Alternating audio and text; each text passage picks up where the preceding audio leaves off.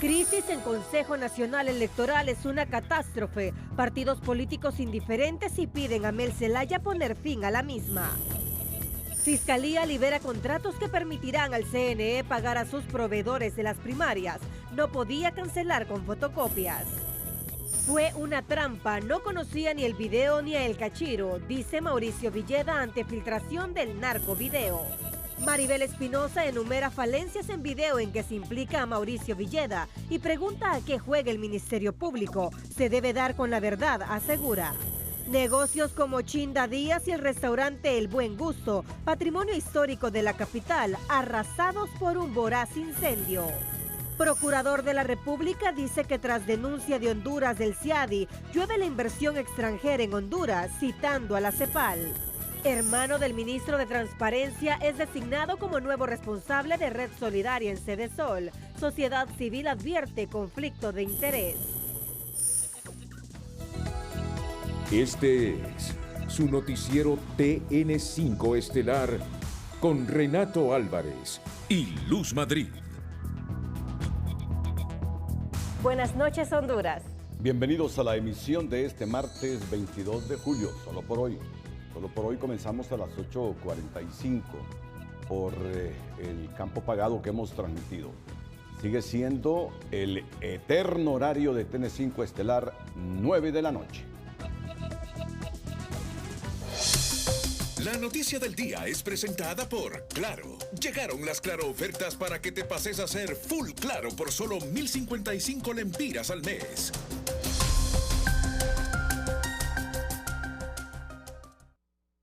Como una catástrofe califican los expertos electorales lo que sucede al interior del Consejo Nacional Electoral, sumamente debilitado, con consejeros en rebeldía para cumplir la ley, un ministerio público displicente, una élite política indiferente a tal punto que piden al expresidente Manuel Zelaya que ponga fin a la crisis. Esta es una catástrofe institucional, totalmente. Así calificó el exdirector del Instituto Holandés para la Democracia Multipartidaria Luis León la parálisis del Consejo Nacional Electoral debido a que no sesiona por la problemática derivada con la revisión de las actas electorales que presenten inconsistencias previo a la transmisión de los resultados electorales preliminares, decisión aprobada en el Pleno del CNE el pasado 15 de junio. Con un cronograma electoral a 4 meses, 10 días paralizado, a 8 días de adjudicar un sistema de transmisión sin adjudicación, con un pleno que no funciona, señalando desde el interior del Consejo Electoral fraudes, es decir, un desastre. La presidencia del CNE ha convocado a 7 sesiones de pleno, sin embargo, se han suspendido ante la falta de quórum, por la no asistencia del consejero vocal Marlon Ochoa y de los suplentes Karen Rodríguez y Carlos Cardona, quienes piden que las actas sean verificadas posteriormente. Pero este tema ha llevado al tren del proceso electoral de noviembre a alterar sus itinerarios, algo que cuestionó este dirigente de la vieja guardia liberal, quien a su vez aseguró que el único que lo puede ajustar antes que descarrile es el coordinador de Libre, Manuel Zelaya. Depende en primer lugar de don Manuel Zelaya Rosales y también en el mismo nivel de las Fuerzas Armadas, del general Roosevelt Hernández. Entonces, lo que debe hacer las Fuerzas Armadas, señor Manuel, es ordenarle a Marlon que se presente al Consejo. Él no puede ser un berrinche como de niño malcriado. La falta de voluntad de los políticos para lograr un acuerdo para solventar la crisis en el CNE obliga a este profesional del derecho amparado en el artículo 183 constitucional a presentar este miércoles un recurso de amparo ante la Corte Suprema de Justicia para que en todo caso sea ese poder del Estado que ponga orden en el órgano electoral. Por la petición de cualquier ciudadano que en este caso se siente vulnerar sus garantías de poder elegir. El derecho al sufragio establecido en el artículo 44 es claro, todos los hondureños tenemos derecho al sufragio y lo que está haciendo el consejero Marlon Ochoa al no presentarse a sesiones prácticamente se convierte en un delito de traición a la patria. Estos sectores también cuestionan la displicencia con que el Ministerio Público observa la situación en el CNE y no aplicar su ley para presionar a estos funcionarios que están obligados en asistir a las sesiones de pleno para no incurrir en responsabilidad penal, como lo indica el artículo 25 de la ley electoral que hace relación a las ausencias injustificadas y el 554 numeral 19 del Código Penal, que dice: el que obstaculiza el desarrollo del cronograma electoral de las elecciones recae en delito. Pero el presidente del Colegio de Abogados muy respetuosamente les exhorta a los consejeros que sea la institucionalidad electoral la encargada de solucionar el problema y no llegar a otras instancias. Yo creo que hay que tratar de acercar, yo creo que el consejero Ochoa hasta cierto punto debería tratar de acercarse también a las otras dos consejeras, pues también tener la apertura para poder escuchar y encontrar alguna posición que sea intermedia a todo este conflicto. El jueves 3 de julio fue la última sesión de pleno que se realizó en el Consejo Nacional Electoral y desde entonces se mantiene paralizado algunos temas de importancia para llevar a cabo el próximo proceso democrático electoral del país del 30 de noviembre. José Andino, Telenoticias.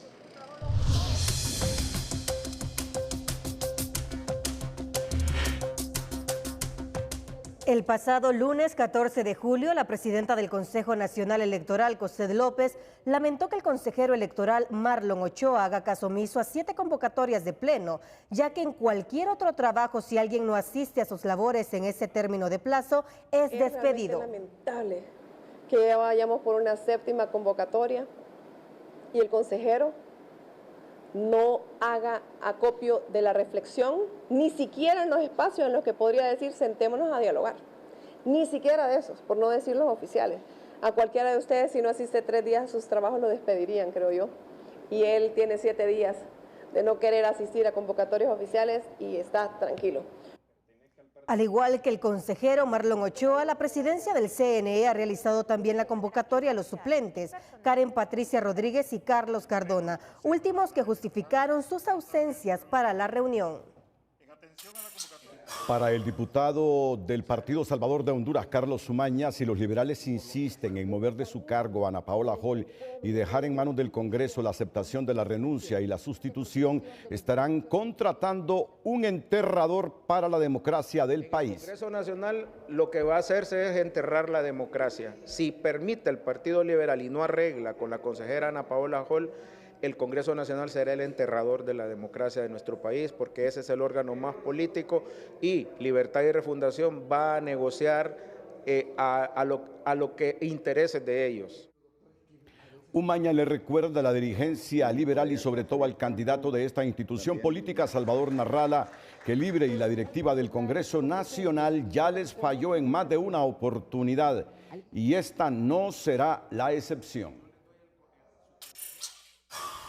Luego de una reunión con diputados del ala liberal, el presidente del Consejo Central Ejecutivo, Roberto Contreras, anunció que ya tienen como partido 4 propuestas para llenar la vacante que deje la consejera Ana Paola Hall, que irán con esta propuesta al Congreso Nacional y si no encuentran eco van a las calles, asegura. Como partido político nos asiste el derecho a tener nuestra consejera o consejero. El 33% del CNE le pertenece al Partido Liberal, el otro 33% al Libre y el otro 33% al Partido Nacional. Por tal razón, nosotros, de no conseguir los votos de Libertad y Refundación o del Partido Nacional, nos vamos a las calles. Según Contreras, la renuncia de Ana Paola Hall no tiene regreso, como tampoco lo tiene la resolución que ya se tomó en el CNE para que la transmisión de resultados electorales tengan verificación humana, un punto que rechaza el partido oficialista. Es una condición sine qua non. Es una condición que no está en negociación. No está en negociación tampoco abolir lo que ya se ratificó en acta de que el TREP es el sistema que estamos autorizados y que por ese se votó y ese es inamovible. Por tal razón nosotros ahora presentaremos nuestro candidato y nos vamos a ir a votación. Por ahora no se conocen los nombres de las 4 propuestas del Partido Liberal para cubrir la vacante que dejará la consejera Ana Paola Hall. Lo que sí se conoce es que pelearán como partido para que respeten su representación en el CNE. Aunque este martes no se convocó a sesión ordinaria en el Congreso Nacional, la bancada del Partido Nacional se reunió en el Poder Legislativo para exigir al diputado presidente Luis Redondo que retome las actividades en la Cámara para conocer la renuncia de la consejera Ana Paola Hall y no generar más parálisis en el Consejo Nacional Electoral. Pues según Tomás Zambrano, Libre quiere crisis para que no se desarrollen las elecciones el próximo 30 de noviembre. Para exigirle a Libre que convoque a sesión el día de mañana al Congreso Nacional. Y si no convocan, le decimos, aquí están la bancada del Partido Nacional con la oposición, si así lo determina de poder llevar a cabo una convocatoria a una sesión extraordinaria en base a la Constitución y en base a la ley orgánica. Hay un tema toral que se tiene que estar discutiendo, que se ha conocido en todos los medios de comunicación, como es la renuncia condicionada o como le quieran llamar los del Partido Liberal que ha presentado su consejera. Esto paraliza aún más el Consejo Nacional Electoral. Los nacionalistas recordaron que marcharán el próximo domingo para exigir elecciones legítimas, transparentes y democráticas. La consejera presidenta del Consejo Nacional Electoral, Cosette López, afirmó hoy que ese órgano electoral está bajo ataque y que está a la vista de todos, pero que aún así se hacen esfuerzos para sostenerlo en apego a la ley. Nosotros creemos que debemos estar atentos de que hay un deterioro democrático y una instrumentalización de la institucionalidad que es bastante compleja. En términos básicos, el CNE está bajo ataque, esto está a la vista de todos y nos estamos sosteniendo con la valentía y con el apego a la ley que tenemos, porque eso es importante reiterarlo, pues no es que querramos nosotros ser personas que estén de forma cínica presentándose al pueblo.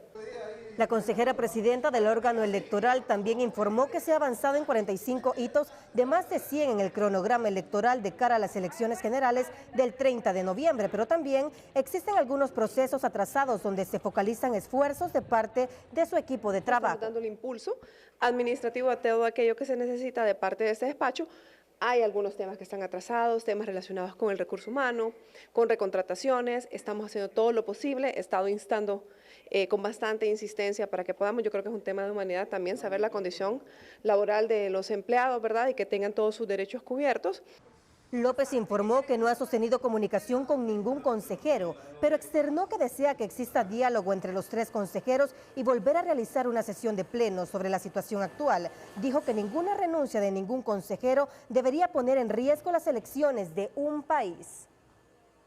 Un estudio sobre el fraude electoral en Honduras presentado este martes revela que los 3 partidos políticos no les interesa ganar los comicios en las urnas, sino en el Consejo Nacional Electoral. Y si bien no descartan que el 30 de noviembre el país acuda a las elecciones generales, el proceso será contaminado y los partidos políticos desprestigiados. En este foro denominado Fraude Electoral en Honduras, se preguntan si hay salidas democráticas a una crisis intencional y planificada para dejar a un lado otros temas electorales de los que no quiere hablar el tripartidismo. La narrativa de fraude se está convirtiendo en un elemento habilitante para permitir otro tipo de cosas. En este momento no estamos hablando de la fiscalización ni de las finanzas de las campañas, en este momento no estamos hablando de las complejas relaciones clientelares que se usan particularmente desde el gobierno, en este momento no estamos hablando de los vínculos que hay entre el crimen organizado y la política. Y es que el fraude electoral, dice el estudio que se presentó en este foro, es más una narrativa que una realidad donde los 3 partidos políticos quieren ganar las próximas elecciones generales en el Consejo Nacional Electoral y no en las urnas. Otra de las proyecciones es que el tripartidismo político saldría seriamente golpeado después de estas elecciones generales y los electores supremamente hastiados de ellos, lo que supondría un escenario diferente para las elecciones del 2029. Yo creo que ya están en declive estos 3 partidos tradicionales. Yo creo que la gente ya está hastiada y precisamente por eso es que nos están dejando por fuera nuevas opciones. La conclusión aquí es que sí habrá elecciones, pero con 3 partidos políticos desprestigiados y un proceso electoral contaminado con una polarización extrema entre la izquierda y la derecha, donde el voto independiente solo tiene 2 opciones: buscar los extremos o abstenerse. Yo creo que ha sido una decisión bien pensada, es parte del fraude, es decir, fraude es negar la voluntad de la gente, negar participación a la gente, y por eso han excluido cualquier alternativa que pueda ser una competencia digna, ética, frente a lo que están haciendo el tradicionalismo político. Dice el estudio que la debilidad institucional de los partidos, del máximo organismo electoral y hasta de los operadores de justicia, lleva a la gente a buscar respuestas en la calle, una realidad que explica las 3 marchas ya programadas antes de las elecciones generales. Las instituciones están siendo cambiadas por las calles. Vamos a tener 3 marchas, una del Partido Nacional, una del Partido Libertad y Refundación y una caminata de las iglesias, donde todo esto lo que sigue es contribuyendo a la polarización. Ojalá que la marcha de las iglesias atempere y genere diálogo.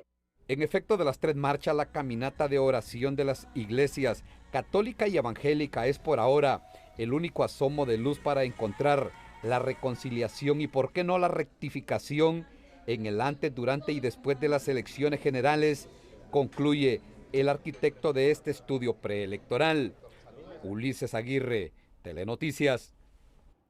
Y a continuación, la factura que la población tiene que tolerar y soportar por esta incertidumbre sembrada por nuestra élite política. En el poderoso y rico Valle de Sula, los economistas señalan que muchos planes de inversión y consumo se encuentran en pausa, esperando cómo se desenvuelve el panorama de las elecciones generales. El mensaje a nivel nacional e internacional que se está enviando ante el actual escenario político en el país genera cada día más incertidumbre. Es lo que dicen economistas que consideran que el tenso ambiente no contribuye a mejorar la situación económica. O sea que el problema político, de tensión política, se agrega a los problemas ya económicos que existen. Podrán haber otras economías que resisten esos conflictos políticos, insisto, porque tienen una gran cantidad de problemas, de situaciones ya resueltas, una logística moderna, infraestructura moderna, leyes sólidas, combate eficaz a la corrupción. Y entonces se pueden dar ese lujo de pasar por situaciones de tensión política, pero nosotros definitivamente que no nos podemos dar ese lujo. Cuestionan que los desacuerdos a nivel político afectan los planes de inversión y consumo cuando se debería trabajar por una mejor estabilidad social, económica y política. Por ende, ¿qué significa esto? Significa mayor desempleo, significa el no tener entrada de divisas al país, significa una deslizamiento más acelerado de nuestro lempira frente al dólar y por tanto el incremento de los diferentes productos, especialmente los que importamos. Nosotros tenemos una economía de más de 70% que dependemos del extranjero. Este otro economista califica de circo romano lo que sucede y lamenta las repercusiones en materia económica. Lo que vemos es que hay una incertidumbre entre un grupo que ve las cosas ideológicamente y el otro grupo que los ve con aquella parte tradicional que tampoco le ha dado lo suficiente a nuestro pueblo para salir del atraso en que estamos. Entonces hay esa lucha actual que genera más incertidumbre. Representantes de algunos sectores productivos indican que urgen los consensos. No continuemos en ese retroceso en que hemos caído en los últimos años, que es pérdida de producción, pérdida de empleos, inflación, escasez de mano de obra también, y porque también mucha mano de obra ha tenido que emigrar por las pocas oportunidades que tenemos en el país. Ante esto, llaman a generar confianza y a deponer intereses. El Consejo Nacional Electoral ya podrá comenzar a realizar pagos a proveedores de las pasadas elecciones primarias del 9 de marzo, luego que uno de los apoderados legales de la presidencia del CNE, José López, Dagoberto Aspra, informara que la Fiscalía de Delitos Electorales del Ministerio Público le notificó que ya fue liberada y devuelta la documentación a las diferentes unidades de ese órgano electoral, que había sido secuestrada por la investigación que se realiza por el traslado irregular de las maletas electorales en los comicios primarios. Se devolvieron una gran cantidad de documentos, unas garantías bancarias, se devolvieron pues todo lo que fue el proceso de licitación, de adjudicación, de ejecución de los proyectos, y con lo cual pues ya se quita la limitación que tenía en su momento el CNE para poder pagar a estos proveedores que estaban esperando pues el pago respectivo para poder volver a licitar todos estos mismos proyectos para las elecciones generales. Aspra indicó que con esta acción del Ministerio Público ya el CNE respira en medio de esta crisis al poder cancelar los contratos pendientes. Nuestra primera pausa comercial. Hoy reaccionó el diputado y excandidato presidencial liberal Mauricio Villeda. y ha manifestado: fue una trampa, no conocía a El Cachiro, ni existencia del video, dice Mauricio Villeda. Atentos a esta noticia en los próximos minutos aquí en el Noticiero Líder. Luego que se divulgara un video que lo vincula con supuestos narcotraficantes, especialmente con Leonel Rivera, uno de los cachiros, el diputado del Partido Liberal Mauricio Villeda, en declaraciones exclusivas al noticiero Hoy Mismo, aseguró que no conocía al cachiro y que todo fue una trampa. Fue anunciado desde que Juan Orlando propuso como testigo a un cachiro allá en Nueva York. Tiene bastante tiempo de haberse anunciado. El contenido, pues yo no lo conocía y creo que no puedo referirme a él todavía. Me parece que hay que esperar a ver qué dice la Fiscalía, a ver qué tiene que decir. Lo que puedo es deducir que era una trampa, que se ve ahí en la parte introductoria que habían planificado todo para una visita. Yo asistí a donde un empresario que iba a ayudar económicamente. Jamás pensé que era el cachiro y tampoco lo conocía. Él se presentó en ese momento. Insistió en que no recibió nada del dinero prometido y que la divulgación del video obedece a una estrategia para opacar casos de corrupción del actual gobierno. Y pues no recibí absolutamente nada, ¿verdad? Creo que fue una estrategia y ahorita la divulgación del mismo es para opacar actos de corrupción de este gobierno, crisis política, es lo que puedo decir por ahora. Esperemos. ¿Sí hubo reunión entonces? Pues aparentemente hubo esa reunión, pero no sé con quién. A mí no me consta que ese señor era el cachiro. Él se presentó, yo no lo conocía. Villeda también reveló que ya compareció ante el Ministerio Público meses atrás por este caso y espera que las instituciones competentes hagan su trabajo. Para el presidente del Consejo Central Ejecutivo del Partido Liberal, Roberto Contreras, la cúpula de Libre es la responsable de filtrar el video donde aparece el diputado Mauricio Villeda para recibir supuestamente $400,000 de poderosos narcotraficantes del litoral atlántico. Mire, ese es un video absolutamente chusco, torpe, que solo pretenden dar el buen nombre de una persona tan honorable como el abogado Mauricio Villeda. Nosotros pues entendemos que la mayor culpable es Rixi de filtrar ese video y Mel Zelaya también. ¿Por qué razón?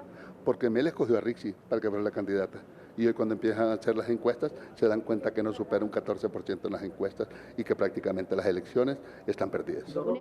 Contreras no descarta que ese video haya salido del Ministerio Público por órdenes de Manuel Zelaya y la candidata de Libre, Rixi Moncada. Lo que ellos no saben, asegura, es que en Estados Unidos hay grabaciones que embarran a militantes del partido oficialista y esos podrían salir a la luz pública de un momento a otro. La abogada Maribel Espinosa posteó lo siguiente sobre el narcovideo que salpica a Mauricio Villeda. Es obligado y ético referirme al video que se filtró en contra del abogado Mauricio Villeda. Veamos los hechos de que fui informada por sus abogados. No se tiene evidencia de que en Nueva York u otras cortes de Estados Unidos se hayan realizado procesos penales en contra del abogado Mauricio Villeda Bermúdez.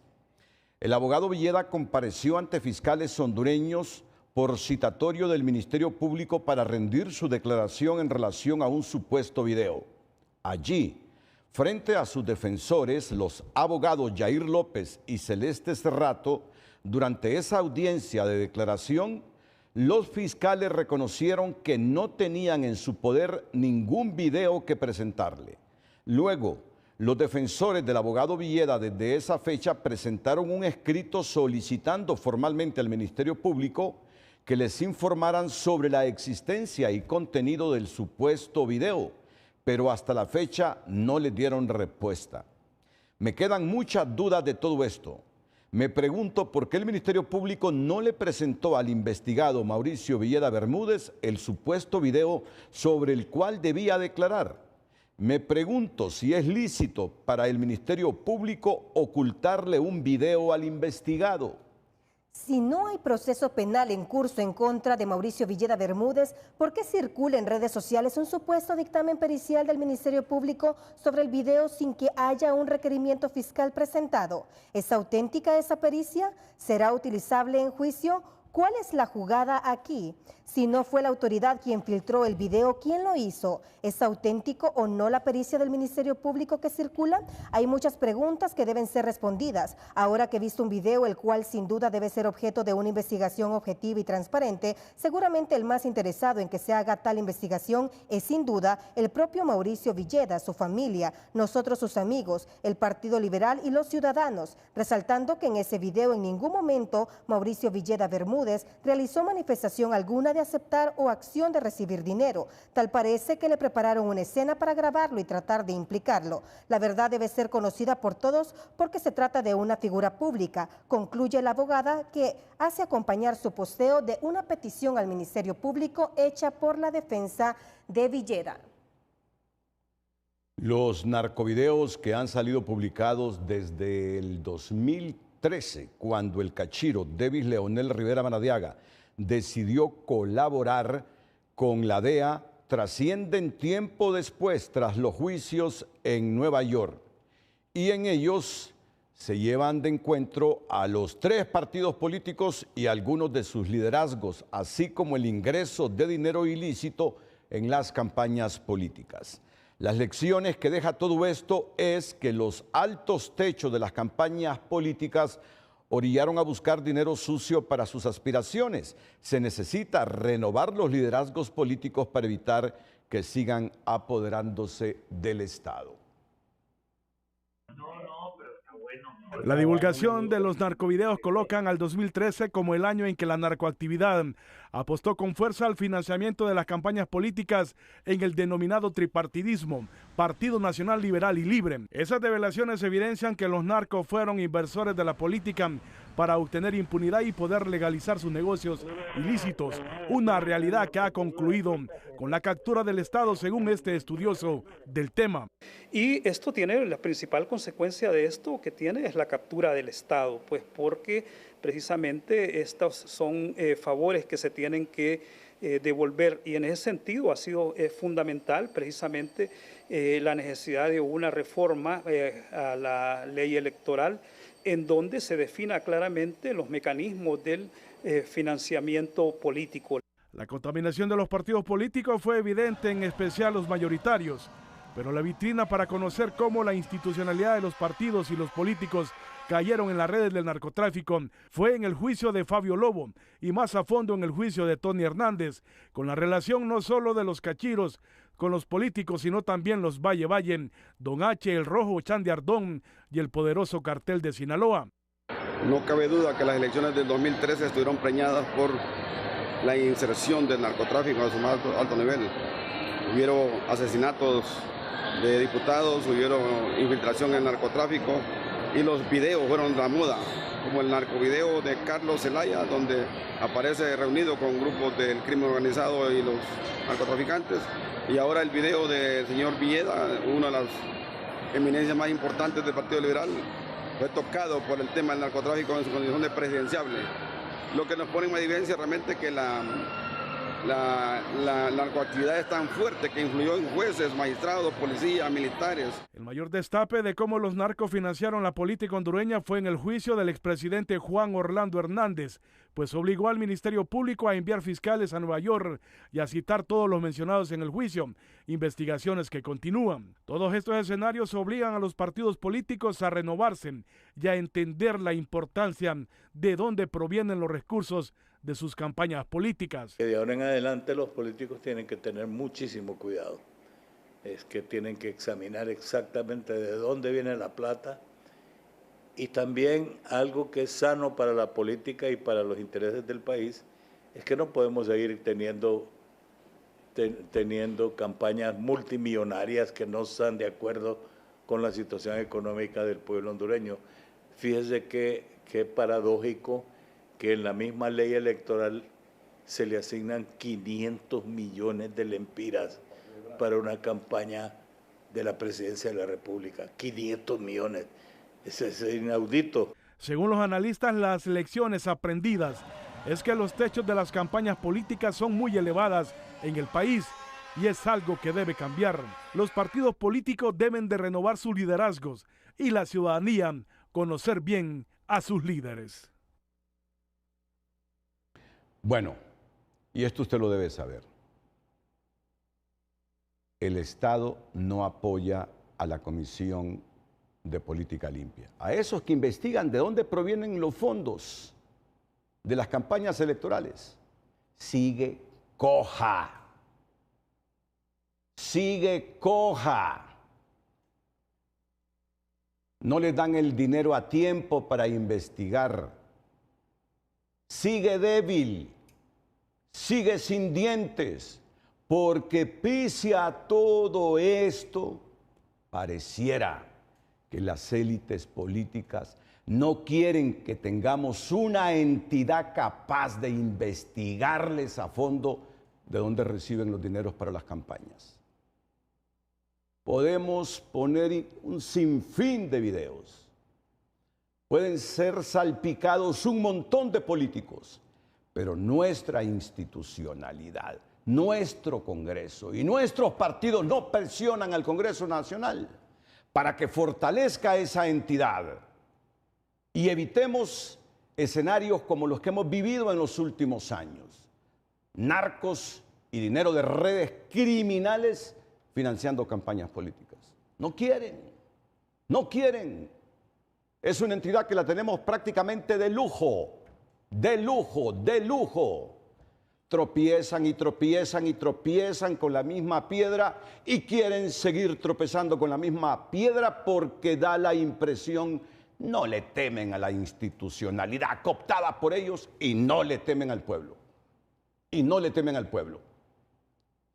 Y mire usted, mientras el país sigue envuelto en este escenario, unas 60,000 personas discapacitadas que son atendidas por 50 organizaciones a nivel nacional están a punto de perder ese beneficio porque Sedesol no ha hecho las transferencias que por ley corresponde.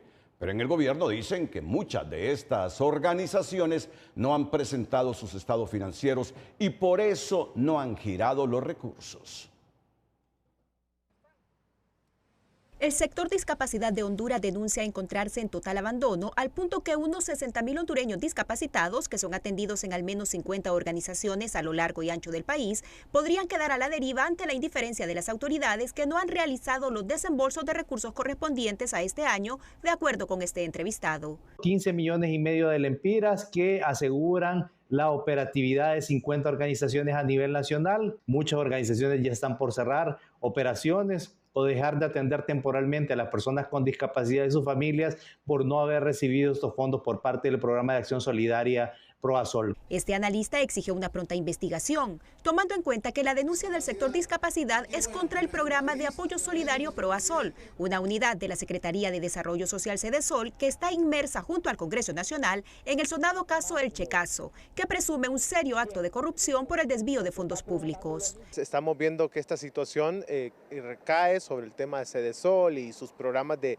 apoyo, donde hay un compromiso de mantener vigente y dar ese apoyo presupuestario a estas instituciones que dan ese servicio a estas personas que necesitan de él, ¿verdad? Es un servicio diario y lamentablemente escuchar de que no se ha hecho el desembolso de este primer año, pues obviamente nos lleva a nosotros a reflexionar. En ProASOL aseguran que no tienen en el olvido al sector discapacidad, pues su atención es una prioridad para la presidenta. Explican que este año han entregado fondos a varias organizaciones del ramo, pero que muchas aún no han presentado sus estados financieros del año anterior, a lo que suman que han detectado alarmantes irregularidades que los han obligado a detener los procesos. Hasta el son de hoy tenemos 9.317.052 lempiras con 51 centavos que se han hecho pagos solo en el 2025. Ya hemos encontrado indicios de falsificación de documentos, hemos encontrado bebidas alcohólicas compradas con fondos del Estado, hemos encontrado chicles, jugos, comida para perros, pecheras para perros, comida para gato. Esos son gastos que nosotros, el Estado, como garantes nosotros de los impuestos de cada uno de los hondureños y las hondureñas, no podemos certificar. Los entendidos también llaman a las autoridades a no seguir instrumentalizando a los grupos vulnerables para solicitar recursos en el extranjero, así como ocurrió en el reciente viaje de la mandataria a España, donde firmó un préstamo de $50 millones con la Organización de Países Exportadores de Petróleo para la atención de mujeres, pueblos originarios y personas con discapacidad, estos últimos que hoy en día exigen atención y ayuda del gobierno. Juan Carlos Cuello, hermano del ministro de Transparencia, es el nuevo responsable de la Red Solidaria en Cedesol y ello pone en alerta a sociedad civil por considerar que se está frente a un conflicto de interés, dado que su hermano es el responsable de elaborar y presentar un informe sobre el caso del checazo en Cedesol y teme que se oculte información o se busque minimizar el informe para proteger a los implicados. A casi un mes del checazo, Juan Carlos Cuello asume ad honorem la dirección del programa Red Solidaria, pero este nombramiento genera suspicacia al tratarse del hermano del secretario de Transparencia y Lucha contra la Corrupción, Sergio Cuello, el responsable de elaborar y presentar un informe sobre los hallazgos respecto al escándalo de presunta corrupción. Realmente hay un conflicto de intereses y no es ético ni moral de que se haya nombrado a esta persona ahí a sabiendas de que su hermano está dirigiendo una investigación en esta institución. Por lo tanto, eso podría venir a generar que no exista un informe objetivo, que no exista con transparencia. La Red Solidaria es el brazo ejecutor de Cedesol, institución en la que José Carlos Cardona estuvo al frente por 3 años hasta que reventó el checazo. Con la llegada de Juan Carlos Cuello, la sociedad civil teme que el conflicto de interés predomine y se esconda información para minimizar el impacto de este caso. Y el mal precedente ha sido desde que inició este gobierno, ¿no? Con la contratación de familiares o grupos familiares que ya se han hecho públicos, que están distribuidos a lo interno del Estado, algunos visibles, otros no, pero que de una u otra manera erogan fondos públicos y por otro lado concentran poder, que eso es lo más preocupante, ¿no? La concentración de poder, el tema del conflicto de interés. Telenoticias buscó la versión de Juan Carlos Cuello, pero se informó que está de gira, mientras que Sergio Cuello justificó estar con incapacidad médica. Pero desde Libre confían que la gestión del nuevo director de la Red Solidaria se hará con transparencia. Confiamos en que manejará la institución con transparencia, que el manejo de recursos del Estado y del pueblo hondureño están en buenas manos. Juan Carlos Cuello estará al cargo de Cedesol ad honorem, pues también es el secretario de Estado para el Desarrollo y Seguimiento de Proyectos y Acuerdos, CEDESPA. Para los entendidos, no es más que concentración de poder respaldado por la administración Castro. Atentos porque ha sido también otra de las noticias del día, este incendio en pleno centro de la capital. Uno de los inmuebles históricos como Chinda Díaz y otros negocios que generan riqueza, que generan empleo para el país, han sido consumidos por las llamas. Atentos a esta noticia aquí en el Noticiero Líder más adelante. Pero antes le informamos que en Honduras muchos niños y niñas enfrentan el reto de reiniciar sus vidas tras regresar de un proceso migratorio. A través de un esfuerzo integral, una organización solidaria trabaja para que esos menores no solo regresen, sino que también reconstruyan su futuro con apoyo, estabilidad emocional y oportunidades educativas. Es nuestra historia positiva de este martes. La noticia positiva es presentada por Banrural. No solo es una remesa, es salud, vivienda, educación, desarrollo. Dile a tus familiares en el extranjero que te envíen tus remesas por Banrural. En medio de los desafíos que enfrentan muchas familias al regresar a su país de origen, hay una luz de esperanza que transforma vidas. La Comisión de Acción Social Menonita, una organización comprometida con la defensa de personas migrantes, impulsa el proyecto Becas Educativas para Niños y Niñas Retornadas. Estas becas educativas es una transferencia que se le hace a los padres de estos niños por un periodo de 10 meses. donde se les deposita este dinero para que ellos puedan comprar lo que estos niños necesitan. Pueden ser zapatos, útiles escolares, incluso pueden pagar el internet, porque ahora sabemos que los niños hacen sus tareas a través de los teléfonos, ¿no? Las computadoras, y entonces ellos pueden pagar eso. Incluso pueden pagar su transporte, porque hay niños que les toca pagar mototaxi desde su casa al centro educativo, entonces ese dinerito les sirve para eso. Pero este programa va más allá del aula, incluye un componente psicoemocional esencial. Recuperan su estado psicoemocional después de haber pasado una ruta dolorosa y apoyamos a sus padres y madres por la sostenibilidad de estos niños en los centros escolares. Nosotros como Comisión de Acción Social Menonita tenemos pocos fondos y los aportes van entre 1.000 y 1.500 mensuales que se les da durante el año escolar. Hoy 50 niños y niñas están siendo beneficiadas por este proyecto. Nos han ayudado y con esto pues para nosotros es una gran ayuda porque es beneficio para los niños pues y uno, bueno, yo estoy desempleada y la verdad estoy muy agradecida. La organización invita a empresas, fundaciones y actores sociales a unirse a esta iniciativa que promueve no solo la educación, sino también la dignidad y el bienestar de la niñez hondureña retornada. Linda Díaz, Telenoticias.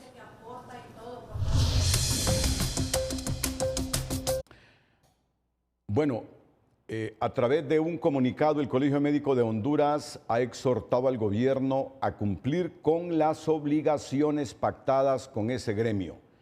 En un comunicado, los médicos hondureños señalan que persiste el incumplimiento de la Secretaría de Salud, entre ellos el pago de salarios atrasados, la aplicación efectiva de la base salarial digna, el reconocimiento y pago de bono de vacaciones, entre otros, y amenazan con regresar a las calles ante la negativa.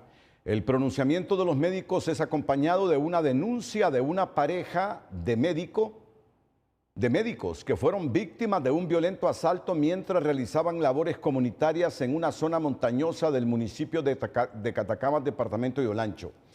El presidente de este gremio confirmó que los profesionales de la salud fueron interceptados por sujetos desconocidos que los golpearon, despojaron de su motocicleta, teléfonos móviles y documentos personales, incluida una licencia de conducir. Posteriormente, ambos fueron atados a árboles, uno con esposas y cinta adhesiva, mientras el otro con cuerdas improvisadas. Así es que el Colegio Médico de Honduras está amenazando con regresar a asambleas informativas por incumplimiento de la Secretaría de Salud, al tiempo que los galenos son víctimas de violencia. Bueno, la avenida Cervantes de Tegucigalpa fue testigo de un incendio que consumió al menos 8 espacios comerciales, entre los que se incluye la popular Casa Chinda Díaz, ubicada en la esquina posterior de la Catedral, el restaurante El Buen Gusto y la fotogalería Ángel, entre otros. Fueron 8 espacios comerciales.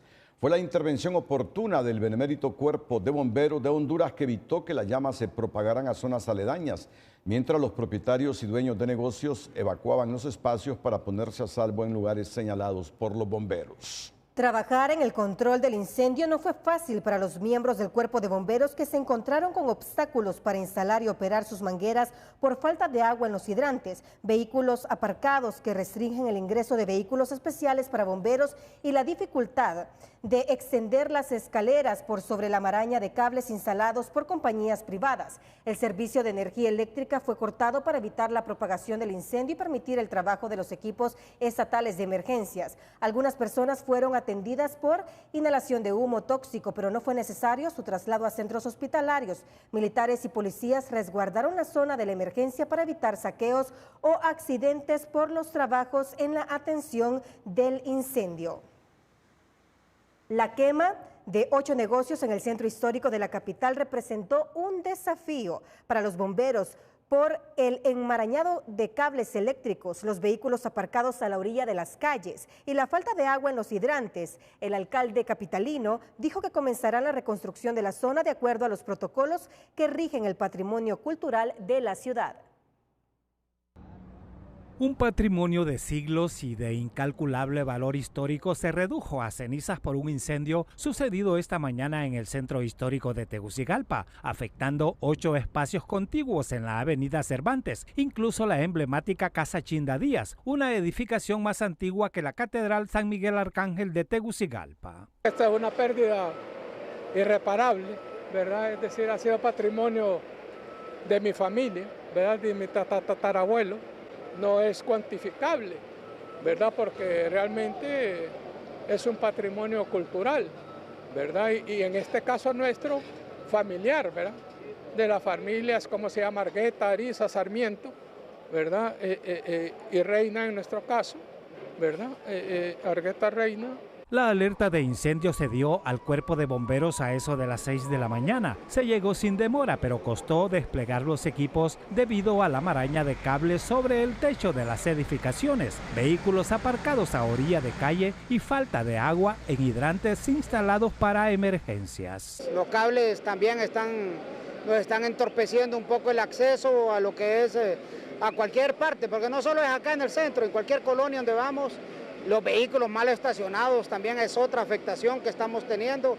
Tenemos vehículos aparcados a las orillas de las calles y no los podíamos abrir porque están en la mera vuelta, pues. Entonces esa es una situación que también nos está afectando.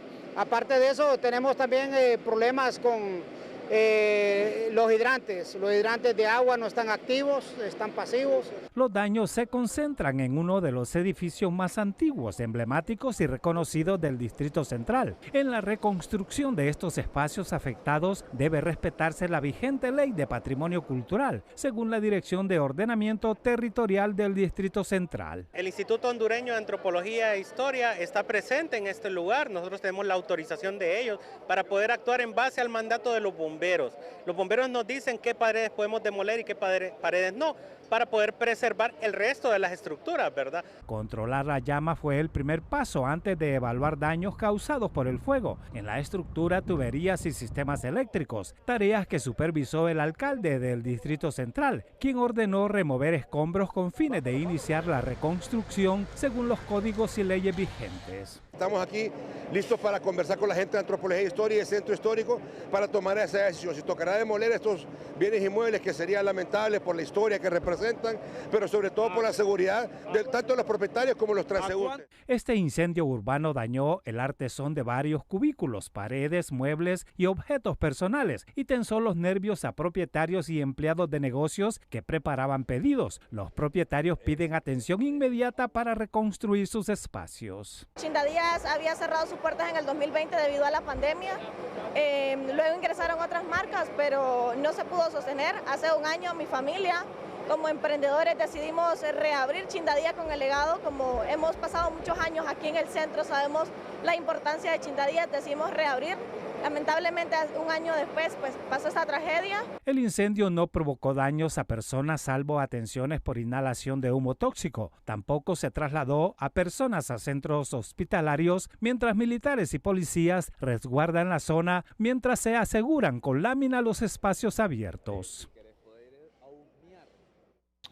Aunque nos dé pena y vergüenza decirlo, porque es nuestro país, es nuestra querida capital, pero es el típico reflejo tercermundista. Hoy los bomberos desesperados decían, ya días les estamos diciendo que estas tuberías aquí para obtener agua cuando necesitamos por incendios nos sirven. Tenemos que ir hasta el obelisco a traer agua, imagínense ustedes, esos alambres al aire. Hace tiempo yo escuché que toda esa cantidad de alambres eléctricos y de otros servicios públicos iban a ser enterrados. Pero no pasó de ser una promesa. Fue en otra administración, en administraciones pasadas. Pero hoy con este incendio se desnudó las carencias, la falta de visión que hay en el país. Con estos incendios reflejamos, pero de la manera más real, la actitud tercermundista que tenemos.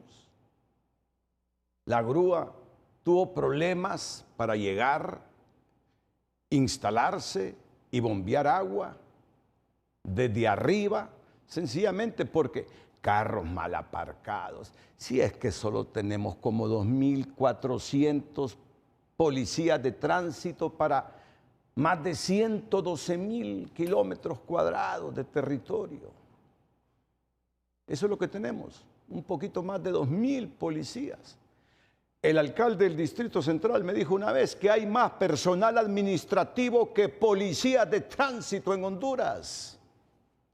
Hay más personal administrativo en la dirección vial que policías para dar vialidad. Estas cosas hay que tomarlas en cuenta, alcalde Aldana, y los candidatos a alcalde, para que no volvamos a vivir una escena como la de hoy. Bomberos desesperados, hidrantes en mal estado, y lo peor que dicen los bomberos, les venimos diciendo desde hace días que estos hidrantes están malos, y siguen malos. Tenemos que ir hasta Comayagüela, tenemos que ir hasta el Obelisco a traer agua. Son las cosas que el país y nuestra élite política debe reaccionar, pero nuestra élite política está metida en sus rollos electorales, porque lo que les importa es ganar las elecciones cada 4 años. Una historia reducida a cenizas, eso fue lo que hemos vivido hoy en el casco histórico. Es una enorme pérdida histórica, dicen los antropólogos e historiadores. En tan solo minutos el fuego acabó con siglos de patrimonio histórico del país, al reducir a cenizas las edificaciones emblemáticas del centro de la capital. Las llamas que parecían incontrolables acabaron rápidamente con las estructuras, algunas de ellas protagonistas silenciosas de momentos insignes de la historia nacional y que fueron construidas cuando la capital solo era un pequeño asentamiento minero. Es uno de los edificios más antiguos que tenía la capital, construido en el año de 1625, por la familia Cepeda, que eran mineros. Ellos, toda la parte de la cuadra completa era de la familia Cepeda. Mariano Cepeda era el papá de la mamá de don Jerónimo Simón Zelaya y Cepeda, el cura párroco que construyó la catedral de Tegucigalpa. Él vivió precisamente en ese lugar que hoy ha sido pasto de las llamas. Lo más lamentable es que la cuadra que este martes fue presa del fuego albergaba las últimas construcciones del casco histórico que con el paso del tiempo habían conservado su antañona estructura, paredes de adobe, techos de madera y tejas de barro, entre ellas el merendero El Buen Gusto, popular entre los capitalinos por el famoso sazón de sus sopas, Chinda Díaz, que atrapó a generaciones enteras por el sabor de su tradicional pan, y Foto Ángel, el fotoestudio de referencia que se impuso antes de la llegada de las fotografías digitales. Es una cuadra que alberga una historia, porque por ejemplo Chinda Díaz desde los años 60 existía ahí, y ahí pues creo que los que pasamos por el centro hemos visto cantidad de negocios que han pasado por ahí, estudios fotográficos, comedores, de todo tipo de negocios han habido ahí, ¿verdad? Porque al final el centro es un lugar de movimiento de personas. A doña Olga, de 79 años de edad, el siniestro le despertó sus memorias de niña. Comentó a Telenoticias que a sus 14 años comenzó a frecuentar el negocio Chinda Díaz. Entre anécdotas, recordó la hospitalaria atención y lamentó la pérdida de los populares comercios. Mi tía tenía comensales médicos, que ahora son ya profesionales, ¿verdad? Entonces ella me mandaba a que buscara pan bueno, pan de yema vendían ahí, bollitos, semitas revueltas, guaracha, pan netamente casero y de buen gusto, nacatamales bien hechos. Hubo tiempo que ellos vendían comida, las burritas de los empleados, porque antes había bastantes oficinas del gobierno acá. Mientras tanto, en el Instituto de Antropología e Historia califican como una tragedia que el siniestro acabara con las valiosas edificaciones. Explican que realizarán los análisis respectivos para identificar si es posible restaurar las estructuras, al tiempo que llaman a los propietarios de inmuebles históricos a valorar su patrimonio cultural. Hay muchas personas que no tienen conciencia del valor cultural que puedan tener sus edificaciones. Y más bien nosotros a veces sospechamos que pueden haber malas intenciones cuando se producen estos siniestros de querer, ¿verdad?, demoler, tal vez no necesariamente de los propietarios, incluso pueden ser hasta vecinos, ¿va?, que quieren hacer construcciones grandes. Con el incendio también se reduce una parte de la riqueza histórica y antropológica de la capital, que ahora solo quedará en la memoria de muchas familias hondureñas al recordar el emblemático negocio Chinda Díaz, que por décadas ofreció su panadería casera y fue punto de referencia en el centro histórico y que hoy lamentablemente se extinguió consumido por las llamas. Gabriela Lobo, Telenoticias. La sección del emprendedor nos lleva a Ciguatepeque a conocer la iniciativa de don Evelner Santos con un taller de reparaciones automotrices. El emprendedor de hoy es presentado por Ficosa. Elige ahorrar para lograr todo lo que te propongas, porque ahorrar es poder.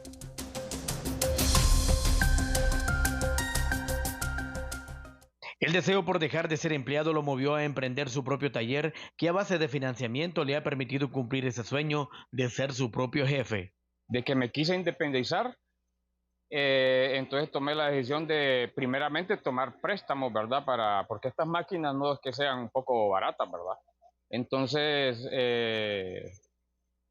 a raíz de que yo miraba cómo se miraba el movimiento donde yo trabajaba, me quise independizar, ¿verdad? Una visión porque uno quiere mejorar, ¿verdad? Son múltiples los servicios que presta, que van desde la rectificación de discos de freno, volantes y reconstrucción de piezas. Le voy a poner un ejemplo de trabajo de rectificar discos de frenos, rectificar volantes de sistemas de clutch, rectificar tambores de frenos de todo tipo de carro, no solamente de una marca. Taller Evelner usted lo encuentra en el barrio San Juan de Ciguatepeque, en sus redes sociales o llamando a su número de celular 99 34 32 37. 2 cuadras al oeste del mercado y ahí está mi rótulo que dice Taller de Torno Evelner, o Facebook le voy a decir, pero igual aparezco también como Evelner Santos, ¿verdad? Mi número de teléfono es 99 34 32 37. Taller Evelner es un emprendimiento de un joven soñador. Desde la ciudad de Ciguatepeque para Telenoticias, Omar Valenzuela.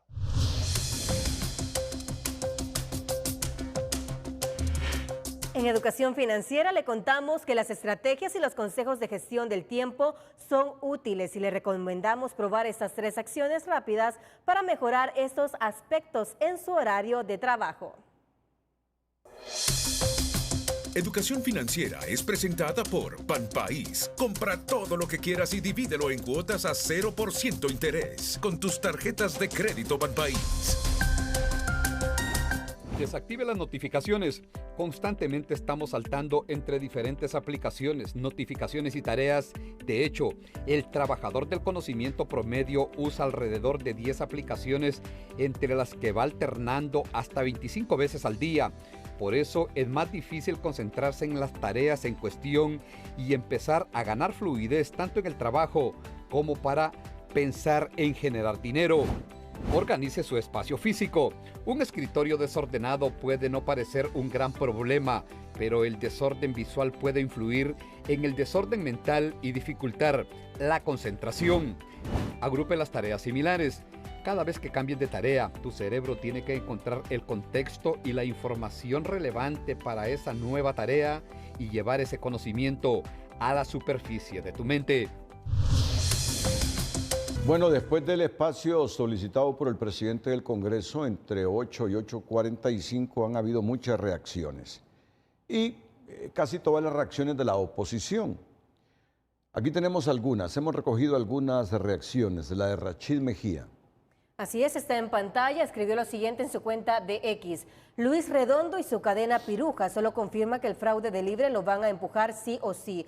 Un presidente del Congreso Nacional inmiscuido en asuntos electorales no es democracia, es el inicio de la última fase de la dictadura socialista. Pero no fue cadena, hay que aclararlo, no fue cadena, Rachid.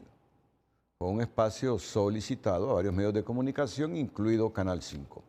También Francis Argeñal, que es diputada del Partido Nacional.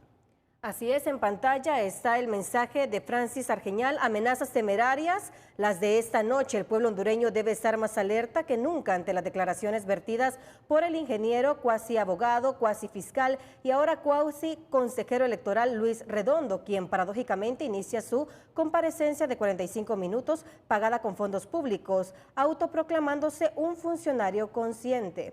Consciente de que, si verdaderamente lo fuera, dejaría de tener paralizado un poder del Estado por andar metido en todo lo que no le compete. Convoque a sesiones, cumpla su rol y deje de jugar a ser el títere de quienes no solo pidieron financiamiento, sino también la mitad para el comandante y hoy controlan hasta su voluntad.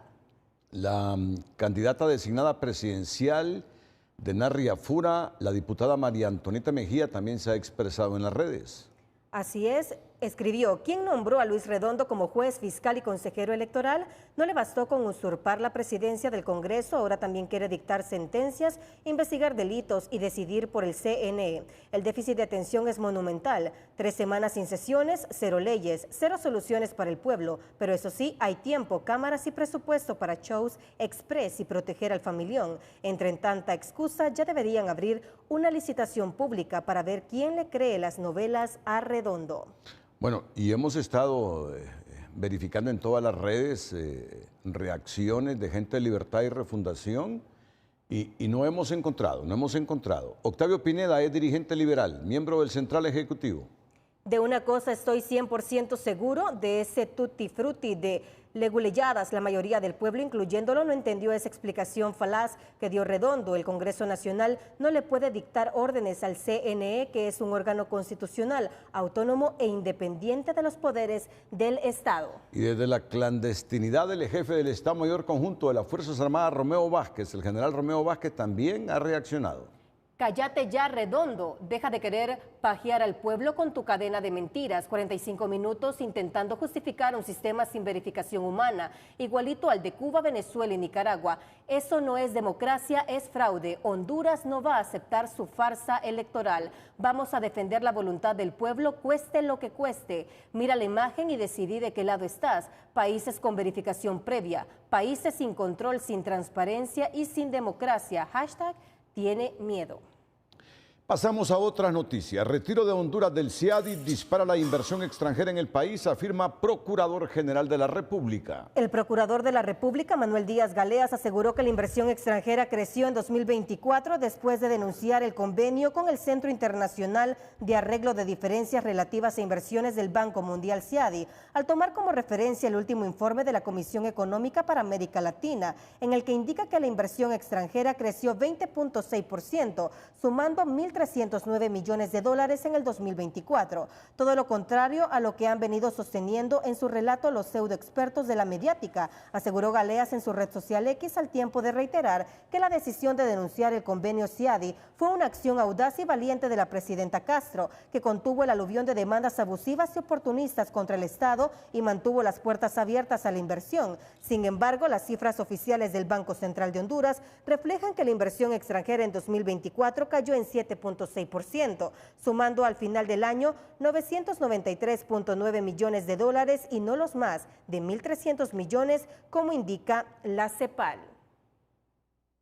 Las cifras de la CEPAL sobre el aumento de la inversión extranjera en Honduras es más una proyección que un dato real y oficial, estiman los entendidos, al señalar que la inyección de capital extranjero en el país ha caído en más de un 7%, no entienden qué es lo que celebra el gobierno.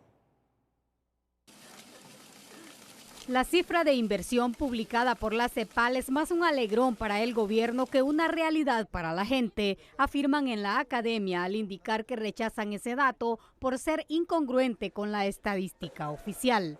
Yo no sé si se lo pasaron mal o qué ocurrió, ¿verdad? Pero como le digo, no estamos de acuerdo con ese dato. Para nosotros las cifras oficiales son las que se generan por las instituciones del país y nos dicen todo lo contrario, ¿verdad?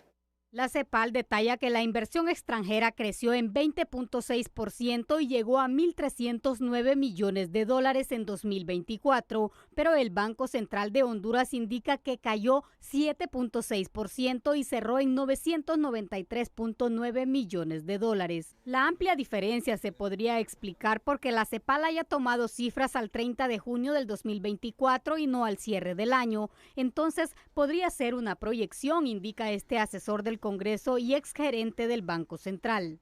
Podría ser de que la CEPAL haya tomado un dato y tal vez no estaba terminado el año del 2024 y ella estimó cuánto podría ser la inversión extranjera directa en Honduras. Igualmente el Banco Central, como le digo, también revisa periódicamente las cifras.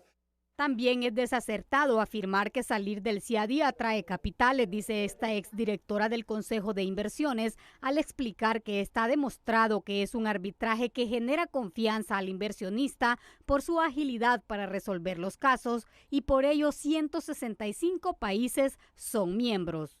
El clima de inversión no mejora al denunciar el CIADI porque deja a Honduras expuesta a no tener un mecanismo externo, un mecanismo más neutral para la resolución de diferencias entre el Estado y los inversionistas extranjeros, entre el Estado y un inversionista de capital mixto. Honduras es el segundo país que menos inversión atrae en Centroamérica, solo por encima de El Salvador, y los cerca de 1.000 millones que logra son insuficientes para generar empleo y desarrollo en el país. Concluyen que Honduras sigue sin despegar en materia de inversión por factores como la inestabilidad política, la inseguridad jurídica y el atraso en la innovación y la infraestructura. Sara Carranza, Telenoticias. Y según la Secretaría de Finanzas, el 2005 ha sido el mejor año en ejecución presupuestaria. El Minuto Financiero es presentado por Cooperativa Elga. Tu Elga está aquí. Ahorra y haz realidad tus sueños. 60 años de historia. Elga te da más. Este año 2025 ha sido el mejor en la ejecución del presupuesto, asegura el secretario de Finanzas, al señalar que alcanzaron un 41% en la primera mitad del año, pero reconoce que hay dificultad para agilizar la inversión productiva por la gestión de los créditos con organismos internacionales. Estamos encima del promedio de la ejecución de los años anteriores.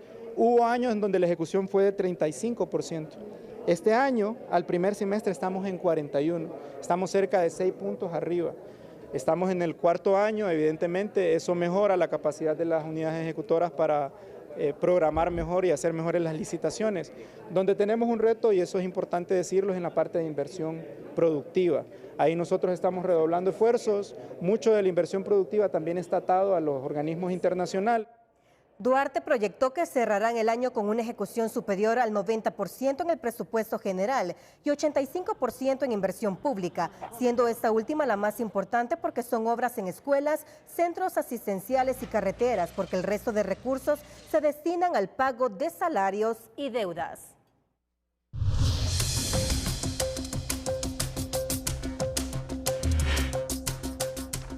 Bueno, solo aclaro. Ejecución del presupuesto con un 41% es de lo mejor en últimos años, sostiene Finanzas. Este 2025 ha sido el mejor año en ejecución presupuestaria, lo ha dicho el secretario de Finanzas, Cristian Duarte.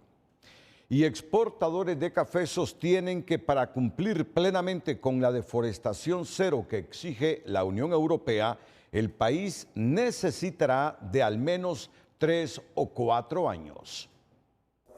Economía Hoy es presentada por el 7 de Banco de Occidente. Ahorra 700 lempiras o más y participa por premios semanales de 7.000, 70.000 y hasta 700.000 lempiras. El presidente de la Asociación de Exportadores de Café reconoció que hay avances para cumplir con el reglamento cero deforestación que exige la Unión Europea, pero indica que un estudio realizado proyecta que se requieren hasta 4 años para certificar el 100% del café, pero espera que se logre al menos el 50% que se envía a Europa. El sector exportador hicimos un estudio que ocupábamos más 3-4 años para lograrlo. Les recuerdo que estos son costos y es algo nuevo, tanto para los europeos como para nosotros es nuevo. Lo bueno de esto es que tenemos la venia y que están escuchándonos y están dispuestos a apoyarnos. Pero sí le puedo decir con seguridad que vamos a estar listos, no para el 100% del café, que es lo que acabo de mencionar yo ahorita. El reglamento cero deforestación entrará en vigencia el próximo 1 de enero de 2026 para las grandes empresas y el 1 de junio las medianas y pequeñas, por lo que las compañías exportadoras deben estar listas a partir del mes de octubre, que es cuando inicia la cosecha cafetalera 2025-2026 y hacen contratos a futuro. Desesperación y angustia viven familiares de tripulantes de una embarcación que se reporta como desaparecida. La embarcación pesquera de bandera hondureña de nombre Lucky Lady navegaba en aguas del Mar Caribe y de acuerdo a la información que se desprende de los mismos familiares, esta embarcación zarpó de la isla de Guanaja con destino a los bancos de pesca. Sin embargo, su desaparición ya es confirmada por otras embarcaciones que están en la zona del banco de pesca conocido como Rollins, el último que está en territorio hondureño a 269 kilómetros al noreste del Cabo Gracias a Dios. Hasta el momento no hay rastros de la embarcación y de al menos 18 personas. El video que se observa en pantalla fue grabado en TikTok por uno de los tripulantes antes de desaparecer. Esperamos una respuesta de parte del gobierno para nosotros. Usted sabe, pónganse la mano en su corazón, sabiendo cómo estamos destrozados nosotros por nuestra familia, por nuestros seres queridos, y los queremos sanos y salvos a nuestro hogar. Que mande un helicóptero, ella tiene cómo hacerlo para que lo rescaten a nuestros familiares y los traigan sanos y salvos a nuestro hogar. Estas palabras las digo con mi corazón en la mano, porque usted no sabe cuántos sacrificios estamos tomando. A veces días no dormimos, días no comemos, pero aquí estamos. Campesinos de la comunidad de la Protección Choloma interpusieron denuncia contra la policía por malos tratos y muerte de uno de sus miembros que defienden tierras y niegan que la Cleibona sea una banda delictiva. Aseguran que la policía defiende a poderosos dueños de tierras. El grito de justicia por la defensa de Cleibin Orellana y no más violación de los derechos humanos. Así llegaron gritando campesinos al Ministerio Público para denunciar a la policía, que según ellos protegen a una banda delictiva y persigue a personas humildes en la aldea de Protección en Choloma. Él es un comerciante, sinceramente. El problema verdadero es que este señor López, los López son unos terratenientes, que él tiene un acopio ahí en Tibombo. Entonces él, ¿por qué no le vendemos la fruta a él?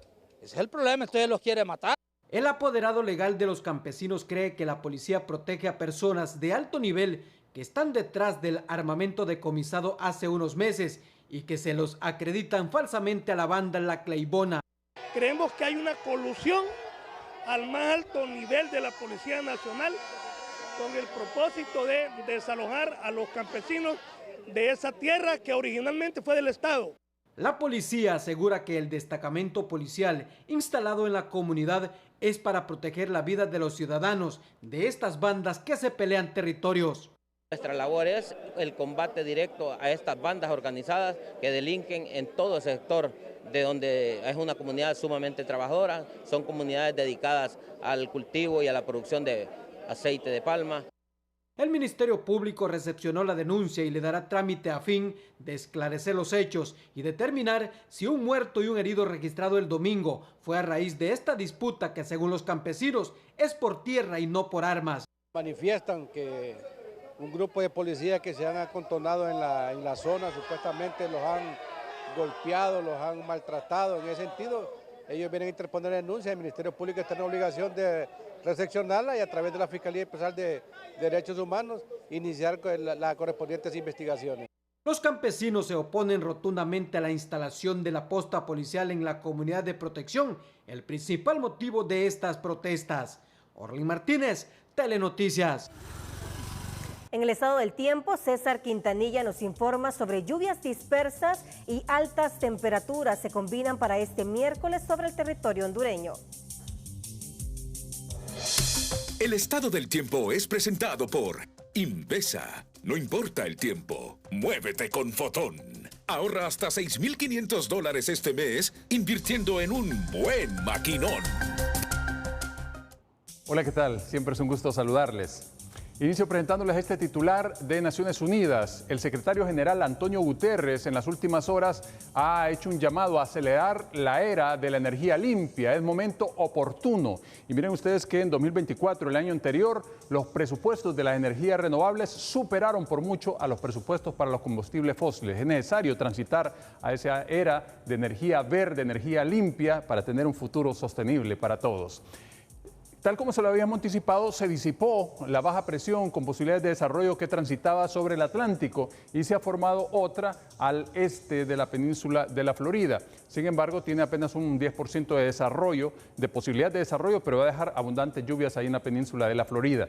Sobre el territorio centroamericano hay que recordar que estamos en la época de canícula, en donde las lluvias disminuyen, las temperaturas suben, no desaparecen las lluvias, entonces se están presentando de forma dispersa y esto mismo se espera para esta jornada de miércoles, que ingrese humedad por la región oriental, no mucha humedad, pero que en horas de la tarde, hacia horas finales, se puedan presentar algunos chubascos dispersos en el territorio nacional, como lo proyectan estos mapas, y la altura máxima del oleaje a esperar es de 2 metros a la salida del Golfo de Fonseca, un poquito más discreto el oleaje, 1.7 en horas de la noche para la jornada de miércoles sobre el litoral Caribe. Las temperaturas, miren cómo cambia conforme avanzan las horas del día y esperaremos 38 y 39 grados siempre en la región sur, entre 30 y 32 en el centro, 34 en el Valle de Sula, algunos puntos del occidente del país y esperando 32 en la región oriental, específicamente las más altas hacia Olancho, con un índice ultravioleta que llega a 11 para esta jornada. Tomen en cuenta ese pronóstico, cuídense mucho, siempre queremos como televidente y no como noticia.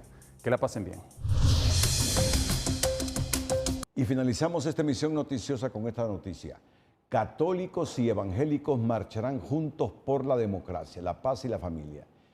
Y el Consejo Episcopal Latinoamericano está apoyando esta marcha. Si podemos leer unos 2 párrafos, por favor, de esta noticia. Como signo de unión, la Conferencia Episcopal de Honduras y la Confraternidad Evangélica han convocado a una caminata de oración el próximo 16 de agosto, bajo el lema "Vamos a caminar con fe y esperanza en Honduras". La invitación se realizó durante una conferencia de prensa conjunta encabezada por Monseñor José Vicente Nácher Tatay, arzobispo de Tegucigalpa y presidente de los obispos católicos, junto al pastor Gerardo Irías, presidente de la Confraternidad Evangélica. Así que la Conferencia Episcopal de Honduras y la Confraternidad Evangélica están recibiendo el apoyo del Consejo Episcopal Latinoamericano, CELAN. Llegamos al final de la emisión de esta noche. Feliz noche.